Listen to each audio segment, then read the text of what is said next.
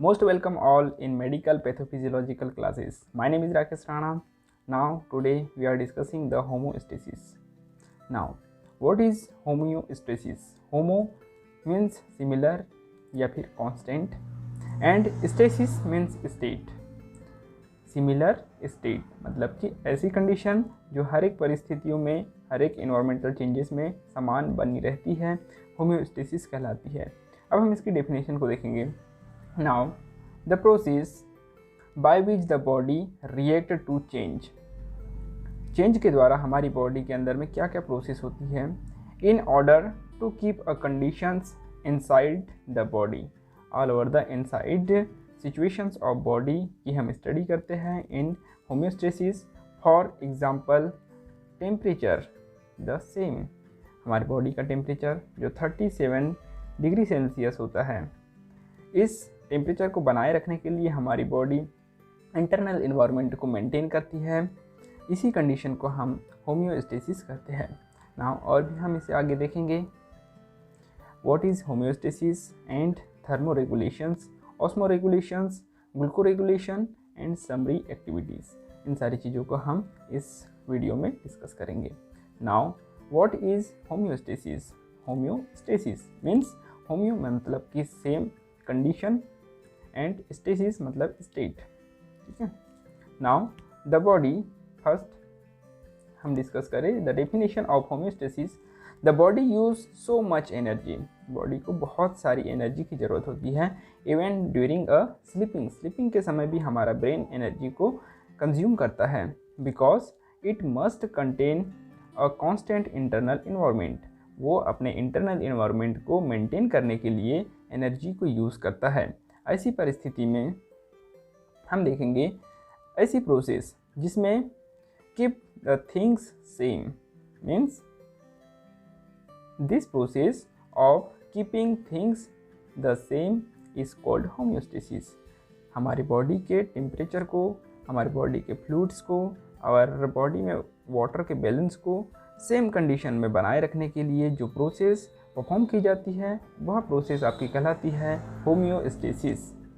Now next अगर हम देखें the series of automatic control, यह ऑटोमेटिक हमारे बॉडी के द्वारा कंट्रोल की जाने वाली प्रोसेस है। Control system ensure that the body maintain, body क्या करती है, हमारी बॉडी अपने आप को मेंटेन करती है। किस तरह से अभी हम आगे उसे पढ़ेंगे। मेंटेन अ कांस्टेंट टेम्परेचर को कांस्टेंट या एक बैलेंस में बनाए रखना, नॉर्मल कंडीशन में बनाए रखना and steady level of water, iron and blood sugar, blood के अंदर में शुगर की मात्रा को कांस्टेंट बनाए रखना, बॉडी के अंदर में वाटर को कांस्टेंट बनाए रखना एंड टेम्परेचर को सेम बनाए रखना होम्योस्टेसिस कहलाता है। Now homeostasis allow the body calls to work at the optimum level तक के हमारी बॉडी कांस्टेंट बनाए रखने की कोशिश करती है। जैसे कि सेविंग एनर्जी, हम स्लीपिंग के दौरान अपनी एनर्जी को सेव करना चाहते हैं but dedicated the save energy by staying in a bed all time. How much of his energy do you think they will save? यह अपनी एनर्जी सेव कर रहा है? नहीं, इसके ब्रेन के द्वारा एनर्जी कंज्यूम की जा रही है। जैसे हम देख सकते हैं the answer only 30% of energy is saving. Now 70% keep our body temperature at 37 centigrade. Body के टेम्परेचर को मेंटेन करने के लिए हमारी बॉडी अपने एनर्जी को यूज़ करती है and solution around his cell at just the right concentration. Body के अंदर में जो भी फ्लूइड्स है उनके कंसंट्रेशन को मेंटेन करने के लिए हमारी internal organs and internal fluids अपने एनर्जी के रूप में बॉडी का इस्तेमाल करते हैं। ठीक है। Now what is homeostasis? जिस तरह हम एग्जांपल देख रहे हैं कि यह व्यक्ति लिफ्ट से जा रहा है, अगर यह फास्ट लिफ्ट अगर प्रोसेस करेंगी, फास्ट करेंगी तो भी प्रॉब्लम होंगी। ठीक है। एंड अगर स्लो होंगी तो भी प्रॉब्लम होंगी। बट अगर ये नॉर्मल इन कंडीशन में है तो हम समझ सकते हैं कि यह एक समान अवस्था में चल रहा है, समान कंडीशन में चल रहा है। तो ऐसी परिस्थितियों को हम होम्योस्टेसिस कह सकते हैं बॉडी के अंदर। नाउ नेक्स्ट, हमारे बॉडी में कौन कौन से ऑर्गन्स होते हैं जो बॉडी को एक होम्योस्टेटिक लेवल प्रोवाइड करते हैं। फर्स्ट आपका ब्रेन, ठीक है, this is a brain, and muscles, all over the muscles, and then skin जो हमारे आउटर लेयर में पाई जाती है, all the skins, and lungs, this is a lungs, and then pancreas जो यहाँ पे आपका है, पेनक्रियाटिक फ्लूइड, एंड इंसुलिन को सिक्रेट करता है, एंड किडनी। ये सभी ऑर्गन्स हैं जो हमारी बॉडी को होम्योस्टेटिस इन कंडीशन में परफॉर्म करने के लिए सहायक होते हैं। नाउ हम इन सभी को देखेंगे किस तरह से वर्क करते हैं। जैसे हम देखें thermo regulation. What is thermo regulation? Thermal से आप समझ सकते हो टेम्परेचर, थर्मल मीन्स टेम्परेचर या हीट, रेगुलेशन मतलब कि उसे मेंटेन करना, ठीक है। थर्मो रेगुलेशन को हम अब स्टडी करेंगे। You control temperature, why control temperature, temperature क्यों कंट्रोल करना चाहिए? हम देख सकते हैं the environmental temperature is constantly changes, you already know the environmental changes, ठीक है। हमारे वातावरण का तापमान सदैव बदलते रहता है, पर हमारी बॉडी को क्या चाहिए? 37 सेंटीग्रेड टेम्परेचर ही चाहिए। अगर और टेम्परेचर में अगर हम जाते हैं तो हमें स्वेटिंग होना स्टार्ट हो जाती है, या फिर हम जब ठंडे वातावरण में जाते हैं तो हमें शिवरिंग होना स्टार्ट हो जाती है, मतलब कपकपाहट स्टार्ट हो जाती है। ऐसी कंडीशन ना हो, इसलिए हमारी बॉडी टेम्परेचर को मेंटेन करना चाहती है। Now you already know the temperature, environmental temperature is constantly changing 1 minute it can be very hot and next very cold, ठीक है। ऐसा होता है जैसे आप इस कंडीशन में देख सकते हो। Now despite his the body must be kept at a constant temperature 37 centigrade. Why? क्योंकि this is the optimum temperature for body enzyme, ये हमारे बॉडी के अंदर एंजाइम्स को परफॉर्म करने के लिए सूटेबल टेम्परेचर होता है। Even slightly changes in body temperatures can have a life threatening effect on body, ठीक है। ये हमारे ऑन हेल्थ, हमारी हेल्थ पे बहुत ही ज़्यादा हार्मफुल इफेक्ट दे सकता है अगर टेम्परेचर बढ़ रहा है तो। इफ़ बॉडी टेम्परेचर फेल, अगर बॉडी का टेम्परेचर घट जाता है या फिर वेरी लो हो जाता है, ऐसी कंडीशन में क्या होगा? Reactions become too slow. हमारे बॉडी के अंदर में बहुत सारी केमिकल रिएक्शंस होती हैं, वह बहुत ही स्लो हो जाएंगी फॉर सेल सर्वाइव। हमारी सेल्स को सर्वाइव करने के लिए वह सूटेबल इन्वायरमेंट नहीं होगा। अगर टू हाई, अगर हमारे बॉडी का टेम्परेचर बहुत ज़्यादा हो जाता है तब क्या होगा? The body enzymes are at risk of denatured.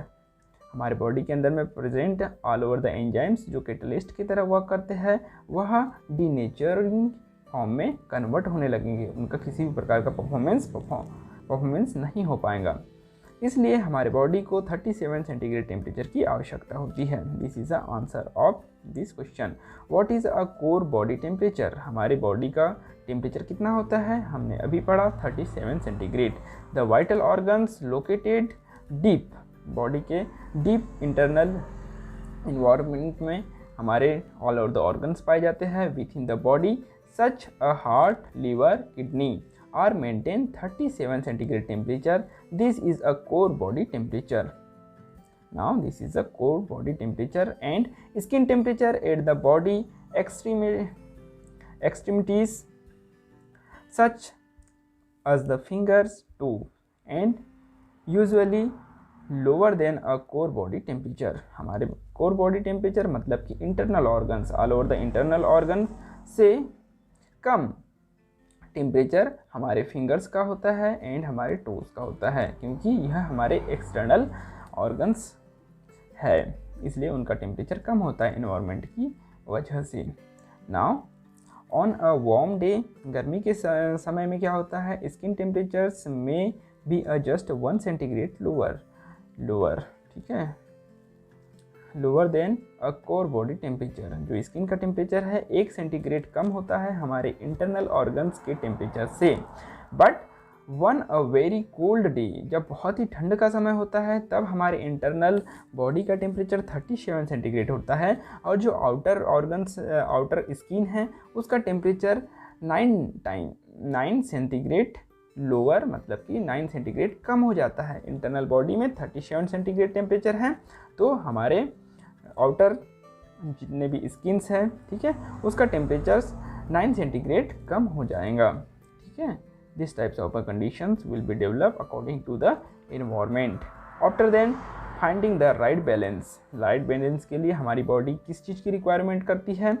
गर्म कपड़ों की रिक्वायरमेंट करती है। जैसे हम पढ़ेंगे, the core temperature is maintain by balancing heat gain and heat loss. Now how can heat be gain? हम टेम्परेचर कैसे प्राप्त कर सकते हैं? मूवमेंट एंड एक्सरसाइज करके, एंड देन शिवरिंग, कपकपा हीट करके। हम कपकपी आती है तब क्या होता है, हमारे बॉडी के अंदर के फ्लूइड्स बहुत ही एक्टिवेट हो जाते हैं, स्किन से एक्टिवेट हो जाती है, all over the process start रहती है, पर उसकी स्पीड और बढ़ जाती है। शिवरिंग की कंडीशंस के द्वारा भी हम अपने टेम्परेचर को मेंटेन कर सकते हैं, हीट को प्राप्त कर सकते हैं। एंड वेसो कंस्ट्रक्शन, जो वेसल्स है, अगर वेसल्स को कंस्ट्रक्ट किया जाए, उसको सिकुड़वा दिया जाए, तो जिससे क्या होगा, ब्लड का फ्लो बढ़ जाएगा, और ब्लड के फ्लो बढ़ने से क्या होगा, उसकी स्पीड बढ़ जाएंगी, और स्पीड बढ़ने से टेम्परेचर बढ़ जाएगा। Now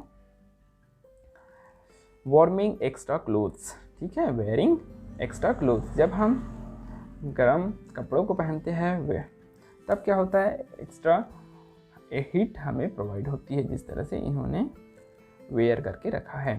after then how can heat be lost? कैसे टेम्परेचर कम होता है, कम किया जा सकता है? स्वेटिंग के द्वारा, ठीक है। जब पसीना आता है तब हमारे बॉडी के अंदर से टेम्परेचर कम होने लगता है। एंड वेसो डायलेशन, मतलब कि हमारे वेसल्स का साइज अगर डायलेट हो जाए, बढ़ जाए, तो ऐसी कंडीशन में क्या होगा, ब्लड का फ्लो स्लो हो जाएगा, और ऐसी कंडीशन में टेम्परेचर कम होने लगता है। After then we are discussing the removing extra clothes. Extra cloth अगर हम रिमूव कर देते हैं और पतले कपड़ों को अगर पहन लेते हैं, तो ऐसी कंडीशन में हमारे बॉडी का टेम्परेचर कम होने लगता है। आइए हाउ हम पढ़े, हाउ इज़ टेम्परेचर कंट्रोल? कैसे किया जा सकता है टेम्परेचर को control? Body temperature is monitored and controlled by temperature receptors in the brain and skin. Brain और स्किन में टेम्परेचर रिसेप्टर्स पाए जाते हैं, जो टेम्परेचर को कंट्रोल करने का कार्य करते हैं, जिससे हम देख सकते हैं हाइपोथैलेमस, ठीक है। Now thermoregulation centre in the brain is called the hypothalamus are present is this position. यह हमारे बॉडी के टेम्परेचर को कंट्रोल करने का कार्य करता है। जैसे हम देखें, बॉडी टेम्परेचर कितना होता है, बॉडी का टेम्परेचर 37 सेंटीग्रेड होता है, जिसमें हम देख सकते हैं hypothalamus and skin receptors send out electrical signals that trigger action. जो क्या प्रोवाइड करता है, हमारे बॉडी को एक्शन लेने के लिए एक मैसेज प्रोवाइड करता है हाइपोथैलेमस, और and behaviours that increase and decrease the heat loss. जो क्या करने लगते हैं, हमारे बॉडी के अंदर hypothalamus and skin receptors send out the electrical signals that trigger the actions.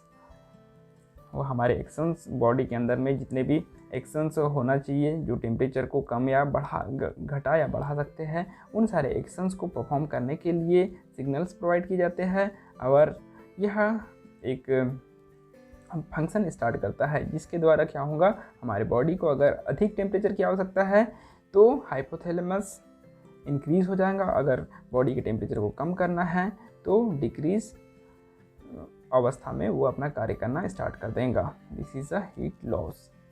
Now what is shivering? Why shivering? हम क्यों कपकपाते हैं? क्योंकि हमारे बॉडी के अंदर का टेम्परेचर बहुत ज़्यादा कम हो जाता है। ऐसी कंडीशन में हम देख सकते हैं, this is the definition of shivering. Shivering generates the heat. ये क्या जनरेट करता है? हीट जनरेट करता है, which raise a body temperature, जिसके कारण हमारे बॉडी का टेम्परेचर बढ़ने लगता है। This is a goose bump inversely.